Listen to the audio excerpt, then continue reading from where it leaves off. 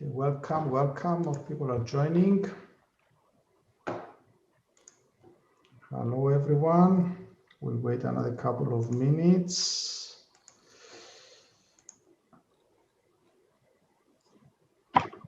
So everybody can join.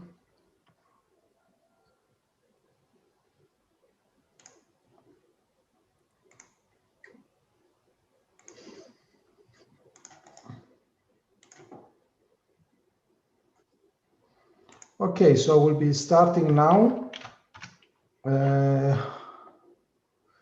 Okay, so let me welcome everyone. Thanks for joining us, taking the time today to join this live online webinar organized by EIMF, the RGCA, and also MAP Innovation. We are talking about innovation today, innovation and business development. It takes two to tango. I want to thank both our speakers, Monica Ioannidou Polemidi and Yotam. I'm not even going to try there, Orland, for taking and accepting this invitation to join us today in this presentation. Of course, innovation, it's innovation. We all want to know more about innovation all the time. Things are changing, and especially now with the new technologies and new introduction of new things all the time. I'm also very excited to see what our speakers have to talk about today. First off, let me introduce Monica. Monica is the CEO of MAP Innovation, a consulting firm launched in 2019, providing a range of services along the spectrum of new technology adoption and development. Monica, I've known Monica for some years now. She has more than 15 years experience in financial and strategic advisory, with a main focus on corporate innovation, venture building, and startups. She has worked for a big four firm in the advisory. She has been a director of Innovation Entrepreneurship Center, but the one thing that distinguishes Monica for sure is her passion in what she does. She's passionate about innovation. She loves working with different people in different cultures. She likes to take the challenge, especially with new innovative projects. On the other hand, we have Yotam. Yotam I met recently. He's a new addition hopefully new addition to our team of experts. We are having a lot of things in mind to do with Yotam. Yotam he's an international strategic consultant, author, lecturer, with over how many hours involvement in innovation projects and startup ecosystems and high-tech companies in the past few years. He has served as a top, he's an IP lawyer as well, a strategic consultant. He consulted super brands in the past, including fashion houses, design houses.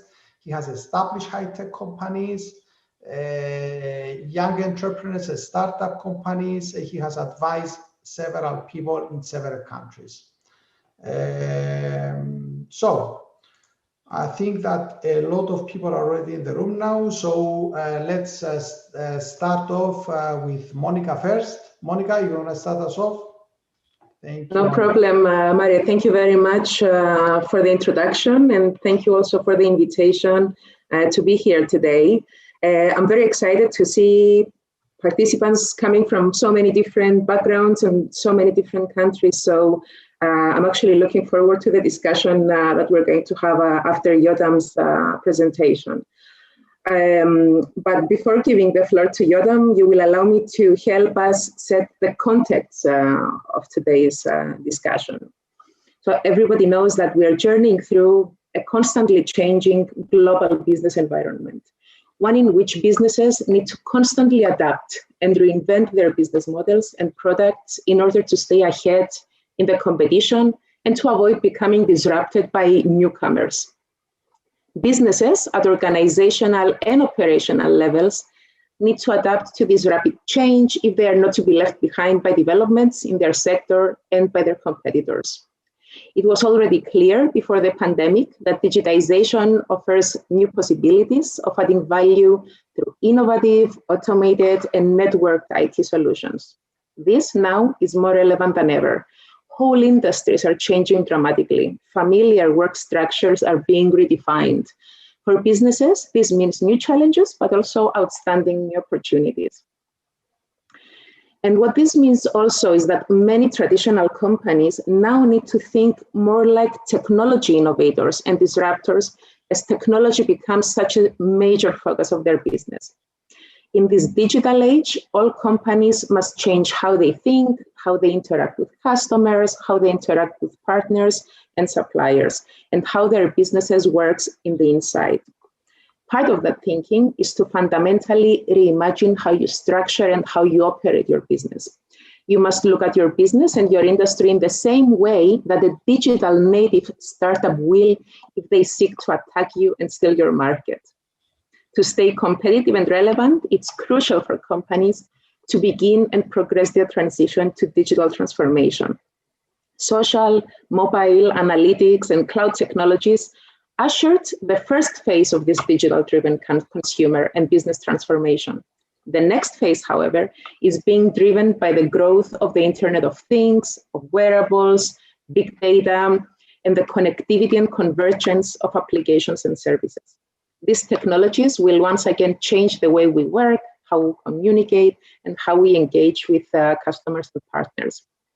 Digital transformation, of course, is not new, but it's entering an era of unprecedented change for business. It is an intensive process that begins by effectively building an entirely new organization from scratch, utilizing all the latest digital technologies, such as artificial intelligence, predictive analytics, and business process automation, B, the latest tools, such as robotics and sensors, and C, the latest best practices, such as business architecture, lean startup, business process management, and continuous innovation using tools like design thinking. More importantly, digital transformation marks a radical rethinking of how an organization uses technology, people, and processes to fundamentally change business performance. Digital business transformation gives organizations the potential to go beyond simply touching every function of their organization. It allows them to integrate those functions to reach internal and external stakeholders with equal ease and optimal effect, while optimizing the return on investment on each technology implementation. The ultimate power of a digital strategy lies in its scope and objectives. Before embarking on the digital journey, businesses need to ask themselves, if I were to build this business today, given everything that I know about the industry and its customers, and all of the advances in people, in processes, in technologies and tools, how would I design it? Where is the friction in my business that the latest usage methods of people, processes, technology, and tools can help eliminate? An important element of digital transformation is, of course, technology, but often it's more about shedding outdated processes and legacy technology than it is about adopting shiny new tech. A true digital value proposition isn't just about digital, but requires in many cases a reinvention of major portions of the businesses, including core technology systems, operating processes, and business models.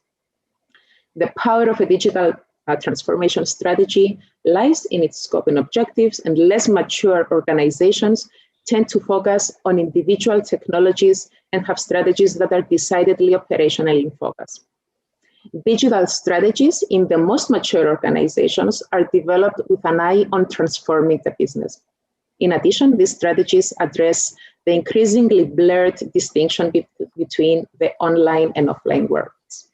And lastly, for change efforts and projects to be successful, the organization must also focus on project planning and management, behavior planning and management, and communications planning and management.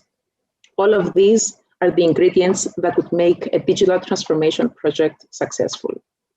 And with these few words. I look forward to hearing what Yodam has to say, who is going to deep dive into the subject of innovation and business development. So, Yodam, I would like to give the floor to you, and I will come back with the questions. And meanwhile, let us invite again the participants to send us their questions either in the chat or the Q&A section, and we will address them after Yodam's presentation.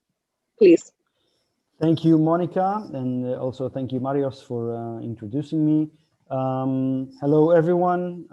I'll try to be brief, but not too quick with my presentation, because there are some really interesting and important things that we should be discussing. Today, we'll be discussing innovation, business development, and how these two terms can dance together to the tango. What is the importance of understanding these terms and working together in order to create growth? So generally, I will not introduce myself. I'll skip this one because I was already introduced. It is, though, important to say that although we are talking about professional terms today, this specific is not a legal business or financial consultation or recommendation. And should you have any specific things you want to discuss, then that's another thing. Let's begin with talking about what is actually business development, okay? Is it actually creating partnerships? Is it just selling or actually increasing sales? Is it being excessively assertive, like being in all conferences and present in relevant crossroads? It actually depends who you ask, okay? It's a very ambiguous term and sometimes even contradictory. Almost like asking, what is the universe? There's no clear single definition. However, I did find one definition that I go by with for a couple of years now, which is the following one, which is that business development is the creation of long-term value for a certain organization from customers, markets, and relationships. And when I say all these three, is actually the ability to master the interactions between these three participants: customers, markets, and relationships. I would try and actually break it down a little and discuss each of the terms. Long-term value, obviously, when we are talking over businesses, value is our oxygen, is what we say in our day-to-day business, or lingo. It's the cash, the money, the cash flow.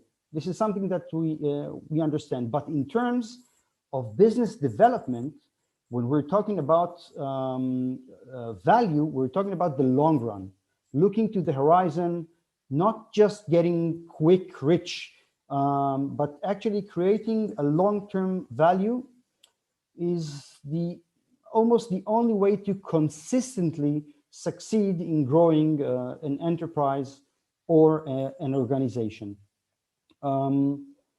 Customers is actually what we need in order so we'll have some kind of business to develop. Without our customers, there's no business and we cannot develop it. And in this sense, it could be that your product or service is an amazing one, but if it doesn't have certain features that your customer needs or they want, then it doesn't help anyone, okay? It could be that the customers are not aware that you specifically supply this service or product, or even worse, maybe you are not aware of these potential or existing clients for your service or product. So if I go back to the definition that the business development is the creation of long-term value from customers, markets, and relationships, it is I believe now more clear why we need these customers and what they are exactly. When we talk about markets, markets are I'd say actually the biosphere in which your customers live. It's usually easily understood when we're talking about their geographical location. But today, specifically in the online world that we lately have been forced to use more and more, these markets can be also defined by the buying mindset of these markets, or the demographics and lifestyle of these markets. And in order to unlock the long-term value, you should identify and reach new customers by entering these new markets. And I'm trying not to talk only in buzzwords, but unfortunately, as long as we don't reduct these terms into practice, this whole world is filled with a lot of terms and definitions. So I'll try to make or to give some kind of an example. Let's talk about the soda market, the sparkling drinks market, okay? Coca-Cola, for example, produces soda drinks. I personally, only for this example, I don't drink sparkling drinks, and I don't drink caffeine, drinks with caffeine, okay? So I don't live in the soda market, which obviously Coca-Cola does. However, I do live in the non-sparkling and caffeine-free drinks market. So if Coca-Cola wants me, and when I say me, I'm talking about people like me, okay, a certain market. If they want us as their customers, they will have to enter our market with a relevant product. Unless they do so, we are not a market, and we are not potential, even potential customers for their products or services. Let's go on to talking about relationships, because I believe that relationships is the most crucial thing to business development. Obviously, as we'll go along this presentation, we'll be talking about innovation, which is even more important, but without building, maintaining, and leveraging relationships with everyone, okay? And when I say everyone, I mean partners, employees, the press, customers. Without actually maintaining these relationships, we will not be able to grow. We will not be able to actually penetrate certain markets and build our goodwill and good name. And when I say that, we have to build and maintain these relationships. You should do it with every party that your business is being in contact with, okay? This is why I personally maintain great relationships with even my suppliers, which are people they don't buy anything from me. I actually buy from them, whether they are my supporting IT company, or whether it's people who come and fix things around the office or the house. It doesn't matter. To all of them, I send birthday wishes and small Christmas presents. That's a hint to you all for the upcoming holiday season. Because I do that, and because other businesses do that and should do that, they build these relationships, because you never know when or where from potential business will come. And believe me when I say that when you build these relationships and you maintain them, you will be surprised, okay? All right, so after we've covered this, and obviously if anyone has any questions, please go to the Q&A tab and write whatever question you have. If I believe we'll have time at the end of this presentation to discuss it more thoroughly. We've discussed what business development is actually, and now we'll go further on to discuss what is innovation. And I wrote here, it's not just a buzzword, because as I said, this whole world of building strategies, of understanding markets is a world that is filled with definitions and terms, but they are not empty, they're not balloons that can pop. If you understand them thoroughly, they can actually assist you in building your business and promoting your innovative processes and products. So, on one hand, as I said, it's not a buzzword. On the other hand, in the last decade, there have been two researchers that I've read. One of them found more than 60 definitions to the term innovation. The other, only 40 definitions. So obviously, we're talking about a very hard term to define. However, there are some common denominators in these various definitions that can be found in most of them. My favorite definition of innovation is the one that I actually put on this slide, which is innovation is a multi-stage process in which ideas transform into new or improved products, services, or processes in order to advance, compete, and differentiate themselves successfully in their marketplace. Pay attention that we're also here, when we talk about innovation, we're talking about a marketplace, we're talking about a product or a service, and most importantly, it's the process that brings about ideas that transform into these products or services. So we always try to actually bring something new, novel, okay? And innovation is just, it's not actually a destination. It's not just somewhere you're trying to go. It is a process. It's actually a journey. That's what I wrote here. You can't be complacent.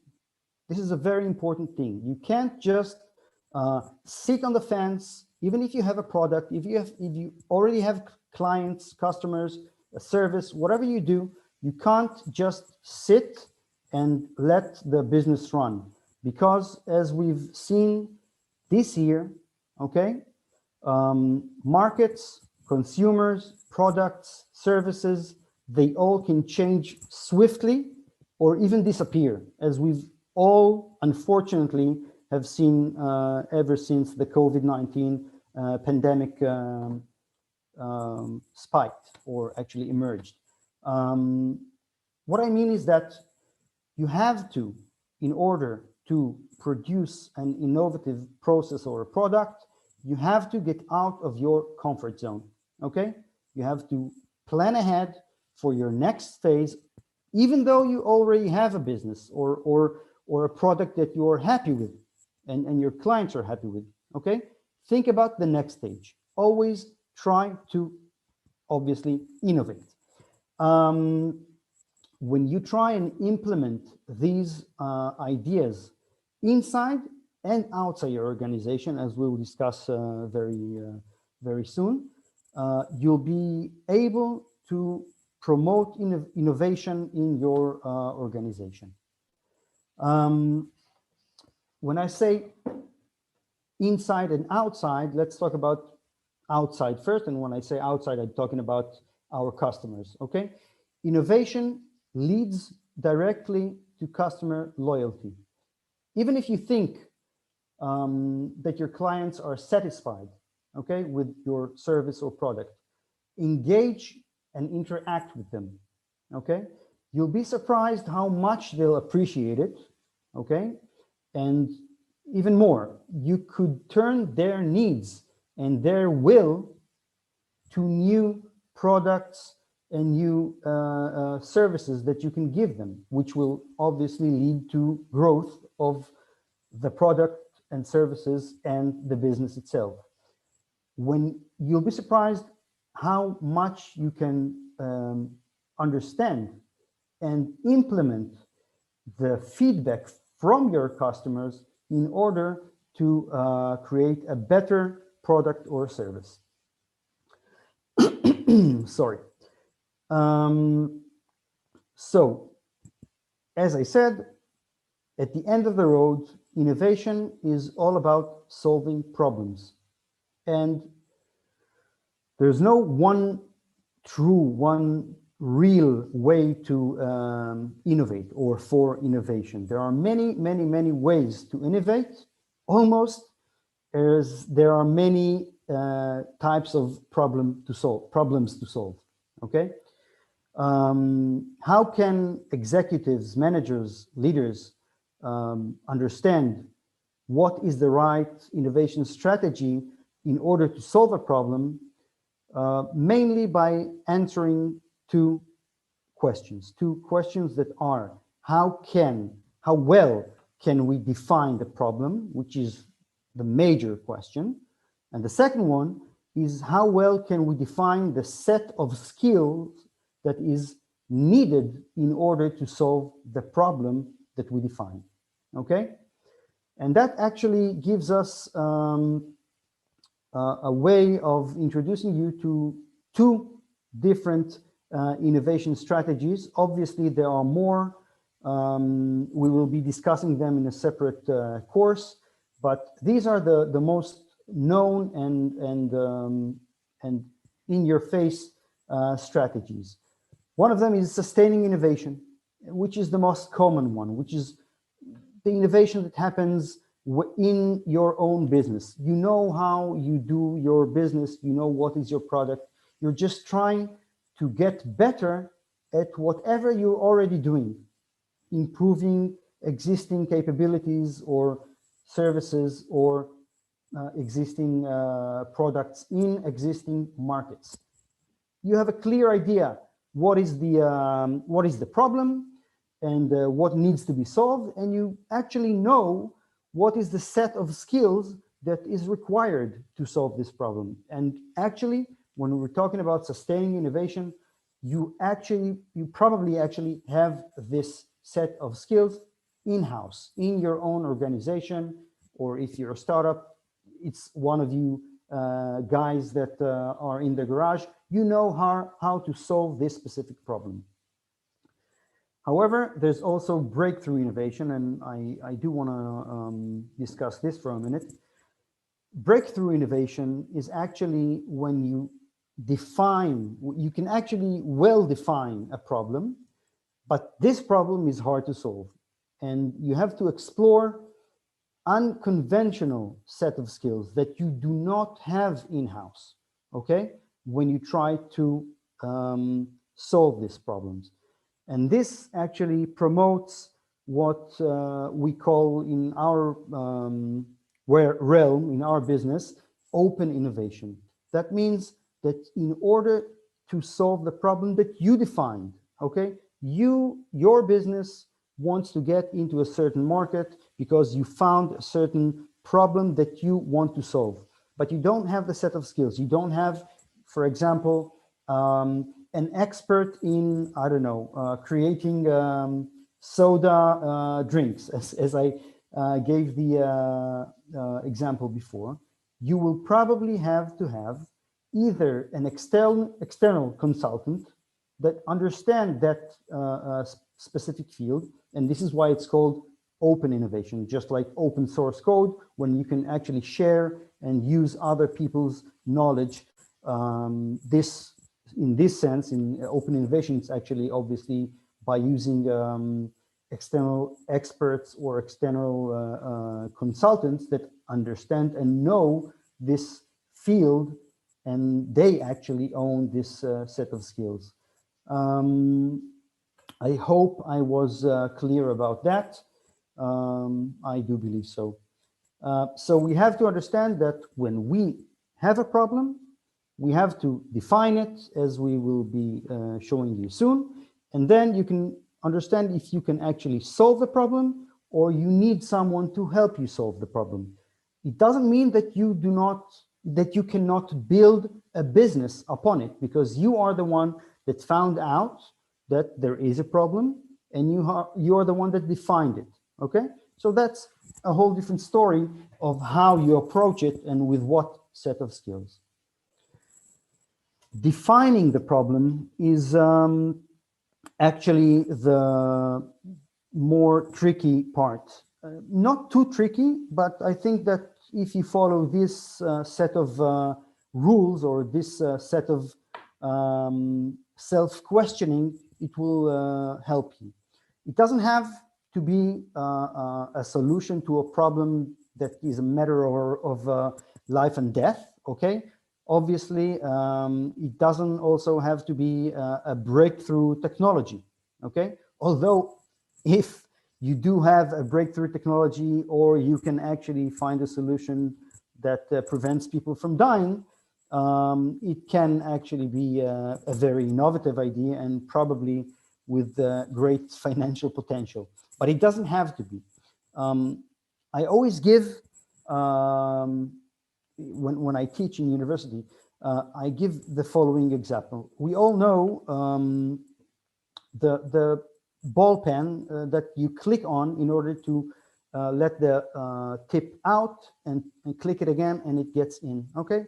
In general, let's try and talk about that as a problem being solved. Think about, let's go a couple of decades before, there was a problem. People used to put their pen in their pocket and it used to stain their pocket and their shirt, and they couldn't get rid of this stain. So one could have defined this as a problem, okay? The problem is that when you put a pen in your pocket, it stains your shirt and you have to throw the shirt away. So then look at, then you've searched for a need, and the need is something that prevents the staining of our shirts with our pens. Now you have to look for all kinds of solutions, okay? What are the solutions to this problem or to this need that are already in the market? Let's say, just for the sake of the example, don't take my word for it, that the most obvious solution for this need in the market, or for this problem in the market, is just putting on a cap, okay? A cap on the pen and put it then on your in your pocket. Obviously, that's one solution that was in the market. However, it makes the pen too heavy, it takes more time to open the pen, etc., etc., etc. And then you try to offer a more efficient, faster, or better solution to that problem or need. For example, the clicker on the ball pens. I hope this example is clear to you. Usually, because it is such a simple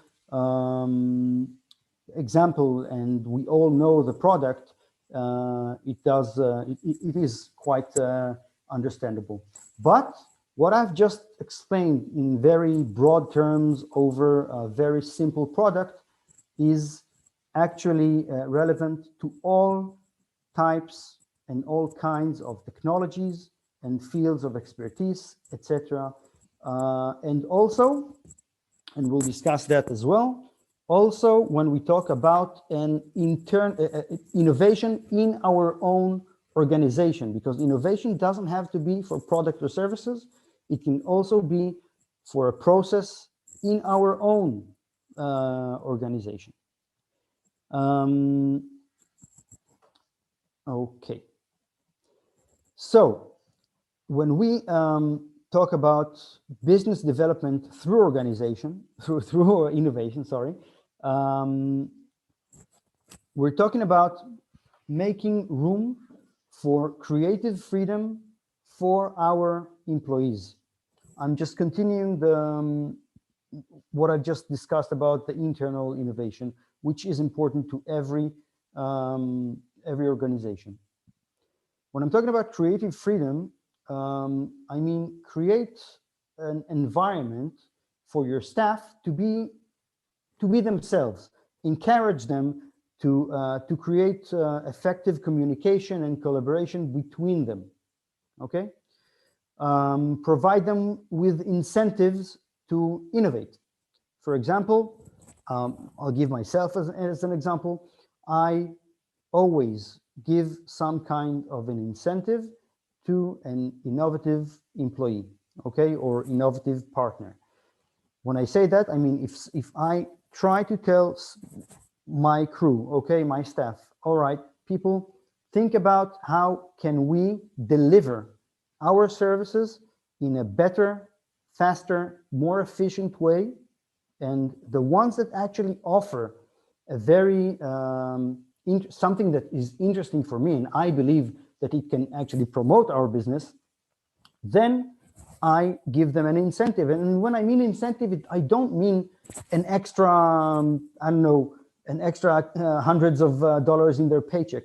I mean, I give them a course, okay? I send them to an online course these days, unfortunately. A year ago, it was actually, I sent them to a university course or a college course or whatever, that they could actually learn more about their role, and actually in the future, with that knowledge, that they can also promote our business to the future more and more. So this is what I mean by giving incentives. It doesn't have to be money. It has to be something that your employee, or maybe it's yourself, can take something out of it in order to continue and create growth. Innovation time off, ITO. I don't know if you know this term, but this one is actually very interesting and important. And this is something that I started to put in our business a couple of years ago. ITO is actually what Google and 3M did for many years. And I'm sure that you'll agree with me that Google and 3M can't be wrong about that. Both the Post-it sticky notes that you probably use on a daily basis and the Gmail are products of corporate innovation programs that gave their employees, okay, time to be creative.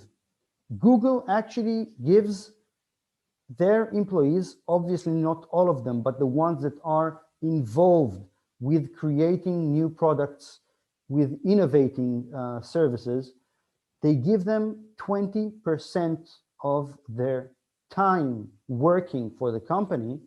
That's 1 day a week, okay?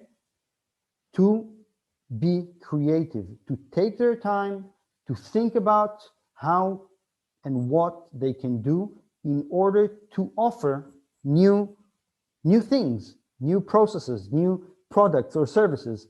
And Gmail is a direct result of that ITO.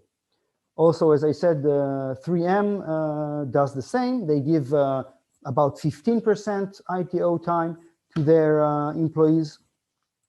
So I also encourage you guys to do the same, because this is a part of the business development of your business through promoting and actually making your own employees innovate. Give them the time to do so. You'll be surprised how well they can do. So obviously, I don't encourage you to give 1 day a week to each employee, okay? Obviously, when we're talking about startups, we need to work hard. We need to build the service or the product. We don't have a lot of time to spare. However, you do have some time to spare. It's all about managing your time, and it's important to spare some time as an ITO. Very important. Also, let's talk about recruitment. You have to try and fish the relevant candidates which have creativity and imagination, okay? You have to not just say in your ads where you are looking for new employees that you are looking for creative and imaginative and innovative employees. No, that's not what I'm talking about. I mean about engaging these potential employees and challenge them, these candidates, with a simple problem when you meet them, okay, or when you have their your online Zoom meeting with them in these days, to challenge them with a simple problem and see how they react to it. See what kind of thought and how they think, the thinking process of how they solve your problem that you offer them. I believe that this could actually also assist you to choose and to fish, as I said before, the most right and relevant employees, candidates. So having said all that, and we're actually almost 40 minutes on the go. What are the ingredients to the business development and innovation cocktail? Let's say, okay. So the cocktail, as I refer to it, is you have to be open to include innovative processes in your day-to-day business dealings. And I also repeat here, I'm talking about both internal and external, both through using your feedback from customers and markets, but also using and promoting and encouraging an internal feedback from your own organization. This is the only way to continue to grow, to continue to be innovative, and to actually always be ahead, always look ahead, always creating growth. We've discussed the ITO. Let's talk about exploring new markets. You have to understand that your service and product, you have to know it well enough. Only when you understand it very, very well, it will be possible to actually penetrate it to new industries, to new markets, okay? Because sometimes you have a product, you have a service, and you have a certain crowd, a certain line of customers. But if you understand how you can actually take this product, maybe adjust it a little bit to new markets, this is something that is very important in order to promote your innovation in your business development motives. You have to differentiate yourself. You have to actually outthink and outdo your competitors. You have to look at how they do things, how they sell their products or services, and take more initiatives with existing or potential customers, like giving surprise giveaways, exploring a certain market and try to shock and awe, okay?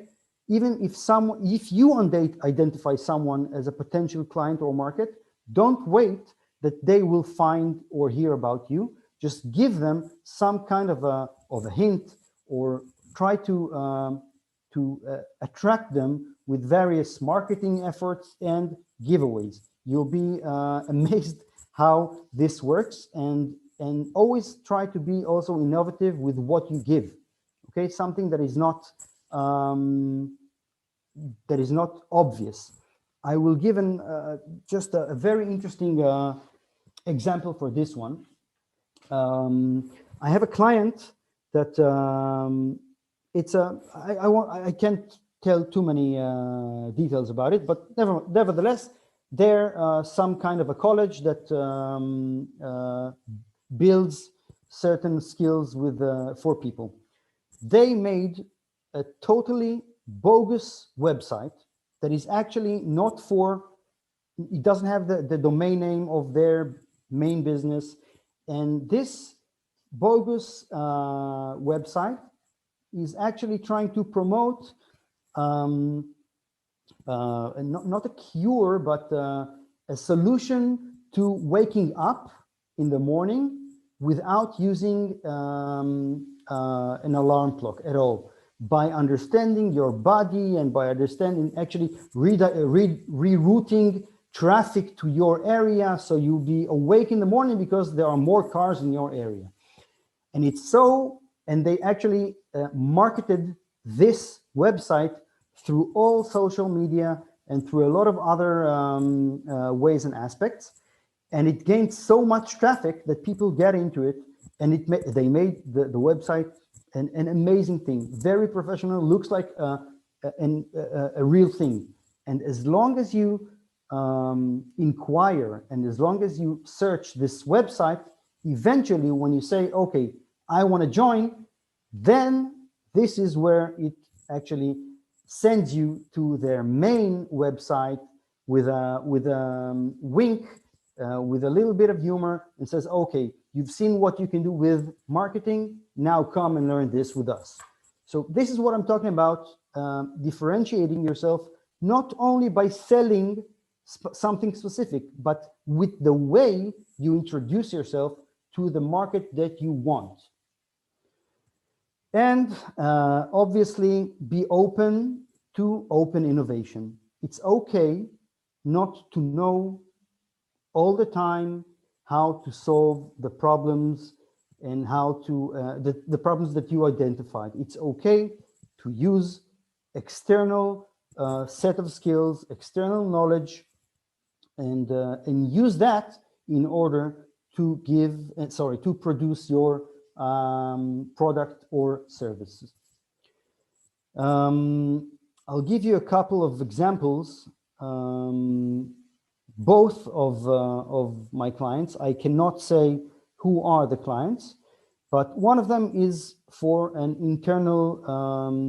internal innovation for their business development that worked real fine. And I'm talking about a very, very known international gaming company, and their management and employees didn't know well enough and they were not also aware enough of what is innovation and what are intellectual property rights.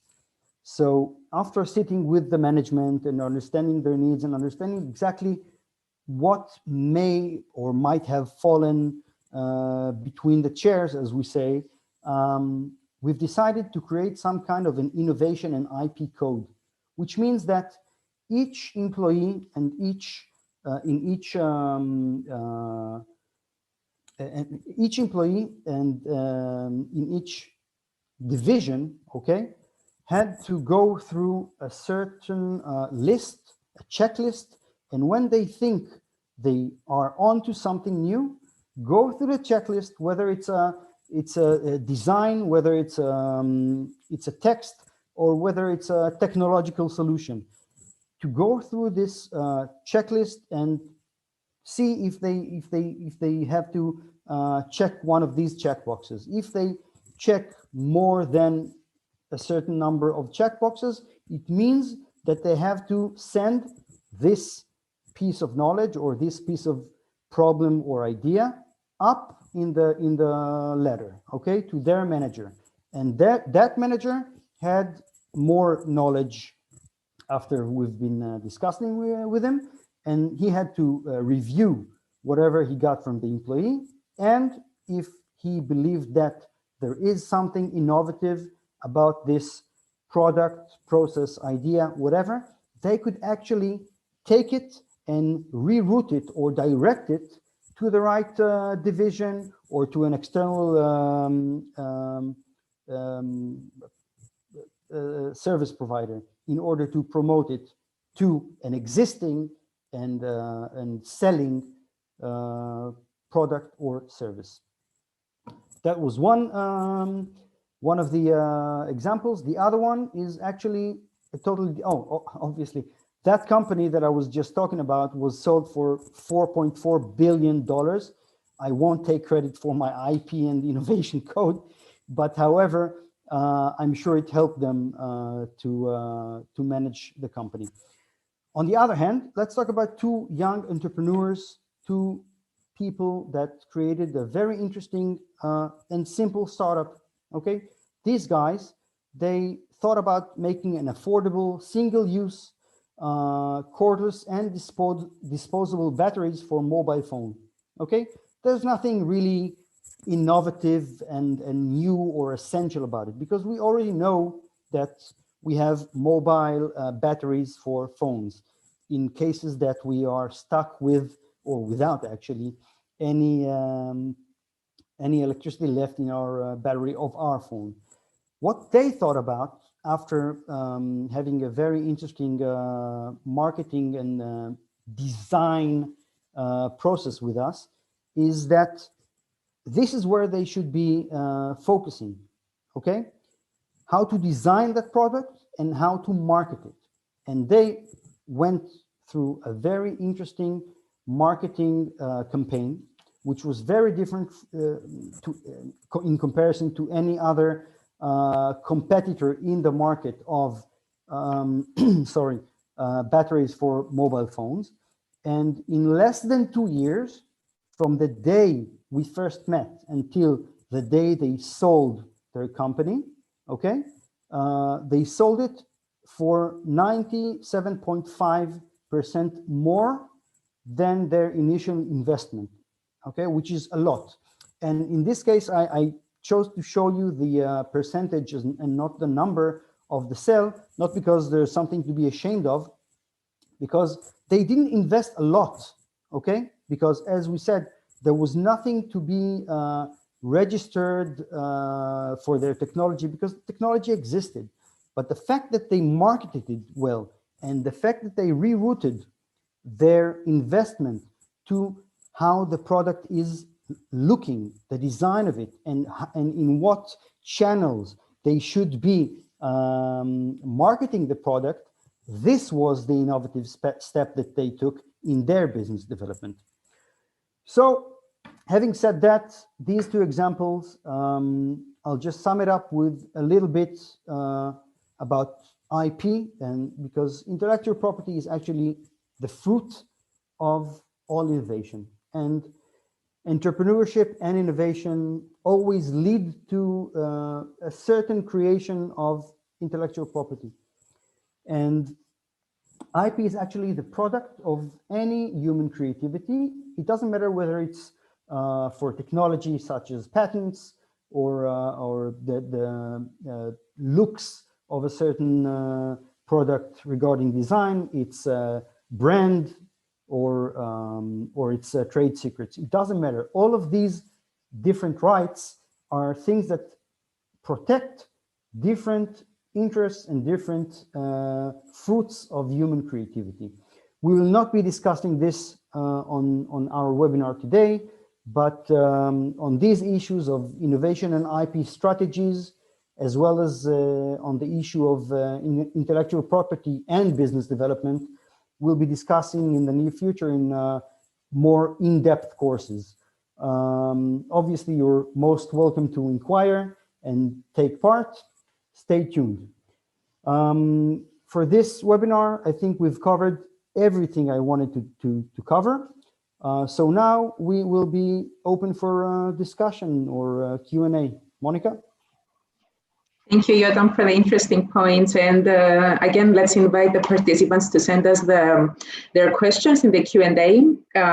Meanwhile, until we're gathering the questions, I noted many interesting points, and your very early point, the very first point you made, which is actually relevant to startups as well as to corporates, was that you may have the best product or the best service, but there might just not be a market need for it, or consumers or potential clients might not know that you're offering it.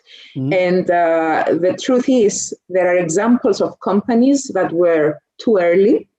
They were offering products that the society was not ready for, like the predecessors of Facebook, for example, and the predecessors of web TV. But at the same time, there are examples of companies that were too late. They were not early enough. Like the best and first example that comes into mind when we're talking about innovate or die, which is Blockbuster. So you need to find this spot where customers will actually want to buy what you're offering. And the truth is that today we're dealing with a new breed of consumers. I was, out of the top of my head, I remembered a Salesforce survey that was saying that 76% of consumers today expect companies to know exactly what the clients want and what their expectations is. And today, customers expect relevant content in relation to what they're doing, anytime, anywhere, and in the format and on the device of their choosing. It's their journey that dictates your strategy. And the second point, and you can answer or you can elaborate on both of these points, is actually I wanted to deep dive into open innovation. And open innovation, because this is something that we do in Map Innovation as well, and I know that you have extensive experience in, can come in many forms and shapes. It can come, for example, when a company is looking for a startup to collaborate with, to acquire or to make an exclusive vendor agreement. And it can take the form of co-creation, where a big company, for example, can create a process where they invite talented individuals that they can create new products or services with. And what I wanted to ask you is, because I know that your expertise is in IP, being a lawyer as well, what are the concerns that arise with co-creation processes? Also, in the example of intrapreneurship, in the schemes that companies have in place for their employees, what if something is co-created? Who owns the IP? Okay, so I'll start with your first remark regarding the problems with markets and customers that are sometimes being missed, or or companies are being too late.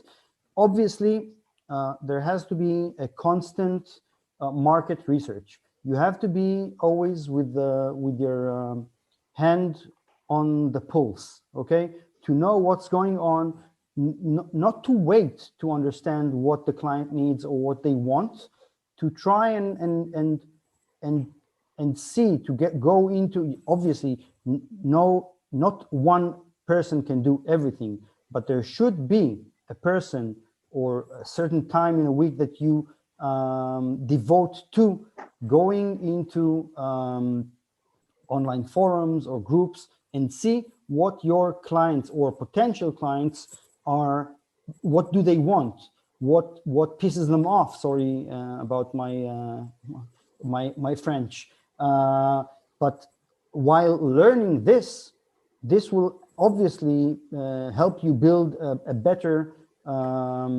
business development, and maybe even change your product or service according to their needs. And I believe that this is something that it has to be within the engine of every living and breathing company or business, okay? In order not to miss these customers. Regarding open innovation, as I said, in the last years, I'm not dealing with these things as a lawyer. I've been a lawyer for more than 15 years, dealing with IP issues. I actually preferred not to wake up in the morning and fight in courts, apart from it hurting my mental health. I found that I still prefer to help businesses grow and enter new markets. Obviously, I cannot delete and cancel my knowledge and experience as a lawyer, as an IP lawyer for all these years, and it helps me to foresee any types of problems that companies and my clients might be approaching. So it's easier to to actually prevent it beforehand. But regarding open innovation and how can co-working projects, if I understood your question correctly, when you have one company that produces or wants to produce a certain solution or product or service, and they use another company in some collaboration or cooperation, I think that the answer is quite simple. It's actually an agreement. Okay, it's as simple as this. And this is something that I think should be obvious to everyone. It doesn't matter what they do. When you cooperate with other people, especially when there is a potential for high net profits, always be clear of what is your part, what is your property, what is the other parties that is actually helping or being outsourced a certain thing that you want them to do, what is their part, if they're only contractors and they're actually getting paid to do a certain job and that's it, but the proprietary rights stays with you. Everything is possible as long as the parties agree to it. So sometimes I've seen one company that wants to produce a certain solution tries to contract a job to this contractor, and the contractor offered them, listen, instead of you paying me a certain amount of money, I would like to be a partner in this venture. Okay, I'll do the job. I'll give you support for whatever I build for you for the next years, but I want a certain percentage of whatever profit you do in the future. Okay, so everything is acceptable as long as it is agreed, and everything should be agreed in a written way. Okay, that's my take on this thing. Yeah. By the way, we have a short question. Why did Google and 3M abandon the innovation time of percentage that you mentioned before? I don't think they abandoned it. As far as I've checked last week, they haven't abandoned it. I think it just became not a cross-organization method, but rather to certain people in certain divisions that are more relevant to the creative process. Okay, so we have an interesting question, which is a two-part question. How can entrepreneurs overcome the paradox of fitting in and standing out in well-established industries? And by fitting in, of course, we mean how they fit into established norms, especially if they are working with very big companies with legacy processes and technologies, values and beliefs, and they have a very clear idea about what is accepted and what is not accepted. And how do they manage to stand out, meaning how do they offer a value proposition which may challenge these established norms? I must say that I didn't quite understand the question. How can entrepreneurs overcome the paradox of fitting in and standing out in well-established industries? I would say, first of all, if you allow me one comment, it's very, so once a big company decides that they want to enter this process of innovation, it means that they have made the first step into acceptance. So usually the issue within established organizations is breaking down silos and managing to make everybody communicate with everybody, even though, for example, if you're developing a technology project, it's not an IT department project, it's a whole company project and so on. So once a company decides to enter into this process, perhaps they are already thinking that they need to change something. I don't know if you have any input on that. Not really. I do think that in order to fit in, you have to, you have to provide something that is new and something that is interesting for the potential clients. I think my question is, I think there's a, okay, sorry. That's my take on it. Definitely. And I think throughout in the last few years that I have been involved with innovation projects, when it comes to large organizations, and because I am based in Cyprus, I also worked with governmental departments and state departments that are even worse in managing and accepting change. The problem is always with managing change in regards to people. So training and personnel acceptance is definitely something that you should build before developing any technology projects, in my opinion. Yep. For sure. So the next, there are some more, yeah? Yeah, no, I think there are some more questions there. Yeah. If Zoom can be called an innovation at the moment, because people have been using it for the last 7 months without the provider making any internal innovation in services. Okay, I mean, if you want me to answer that, so it's obviously my answer is about my experience and how I see that that software. First of all, I do think that they have made a couple of new features, and they put new features in it. When we started using Zoom, and we are always, when I say we, I mean people in general in the world, there were already different softwares and solutions that were competing with them. I think that at the beginning, when COVID just started, and people and institutions, for example, universities and colleges where I teach in, had to adapt and choose a certain program or software to work with. I think they tended to choose Zoom because of the vast participant. They could actually include many more participants than any other program at that point. Very soon after, you would see that Google Meet and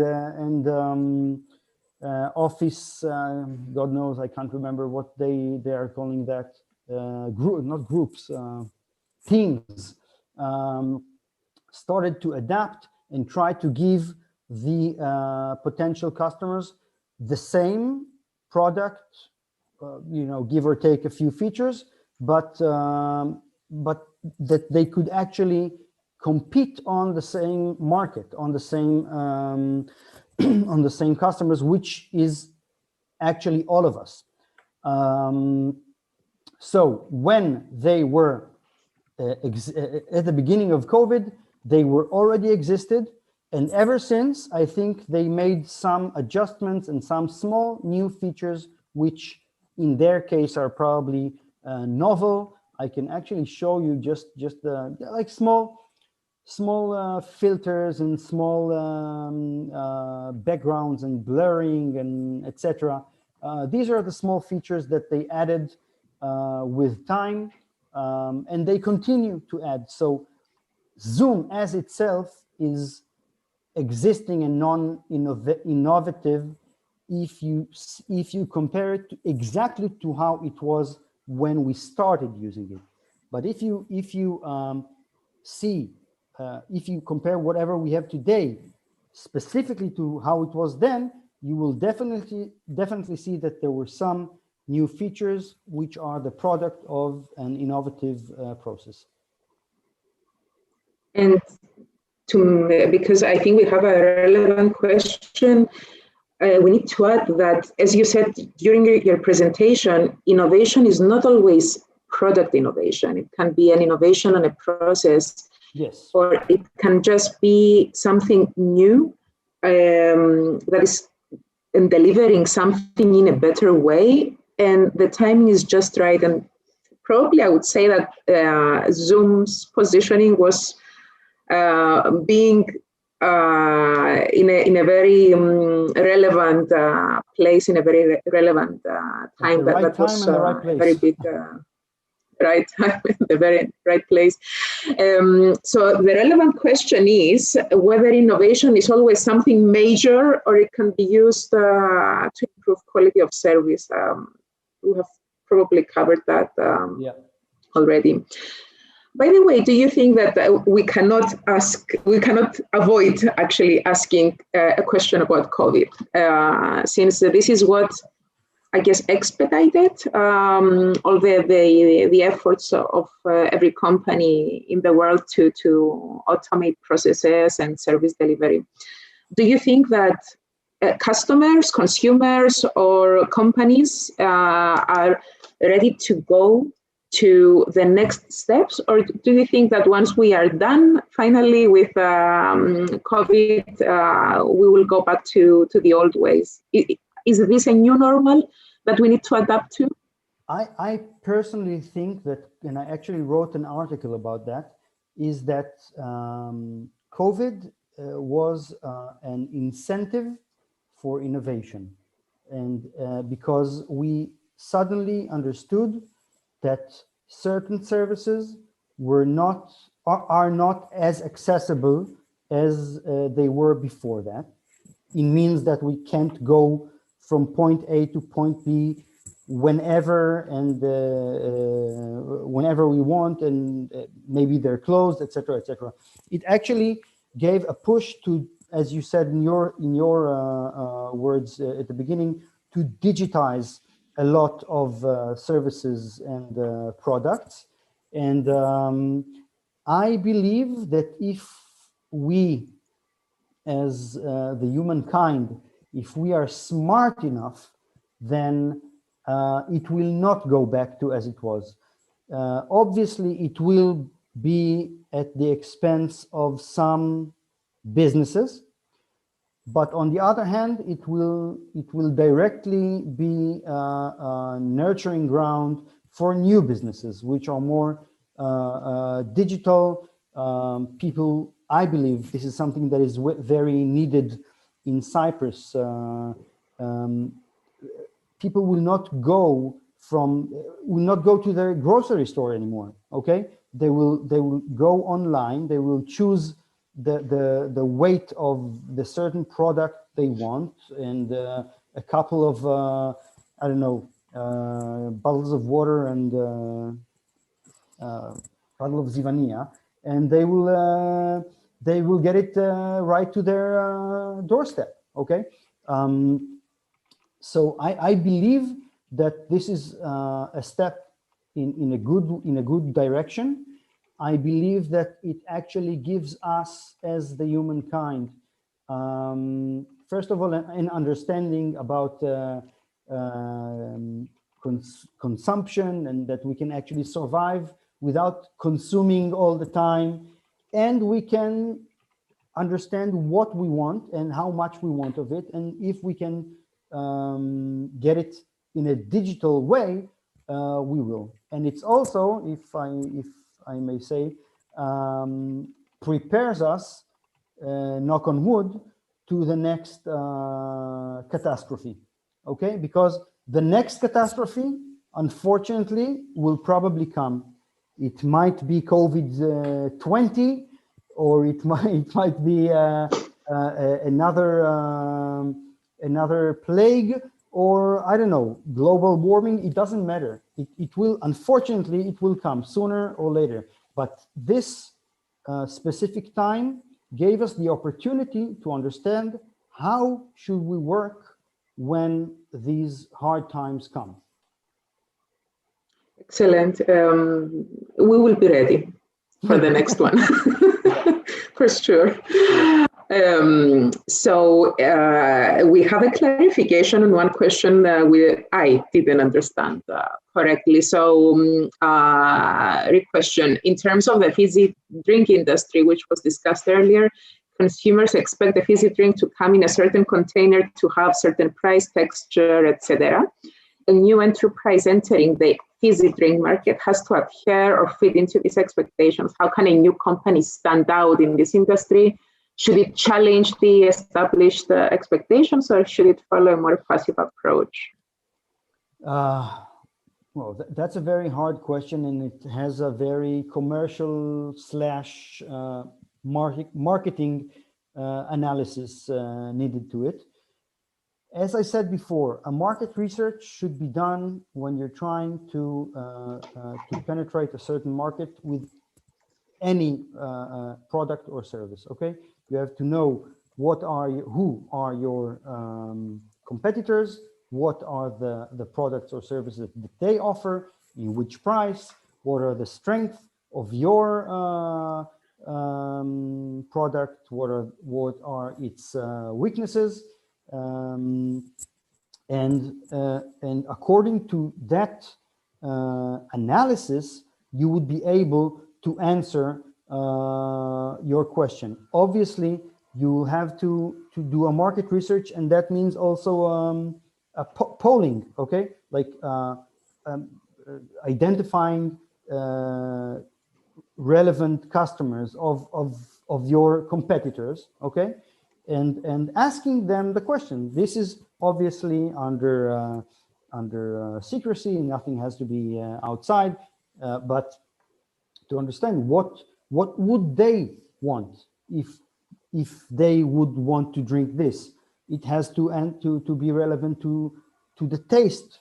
It has to be relevant to the fizziness of the drink. If it's too sparkling or not, it has to be relevant to the design of the bottle or the container, and it has to be relevant to each of these factors.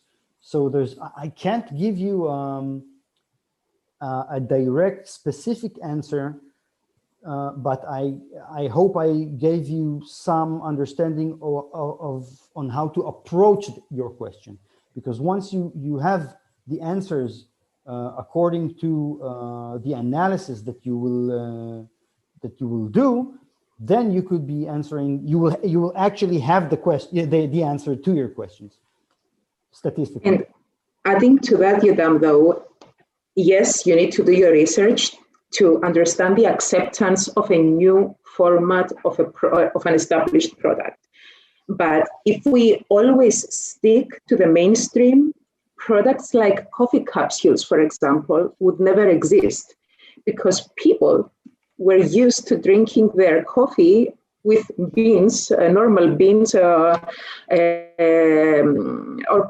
coffee powder. And then companies like Nespresso redefined this industry by giving us this drink in a new shape and form. Yeah. And just to share one example, again, from the drinks industry, I remember the example I heard years ago of a wine manufacturer that was doing market research in Australia to understand why people were not drinking wine in Australia because they wanted to expand their operations there. And very correctly, they were performing market research.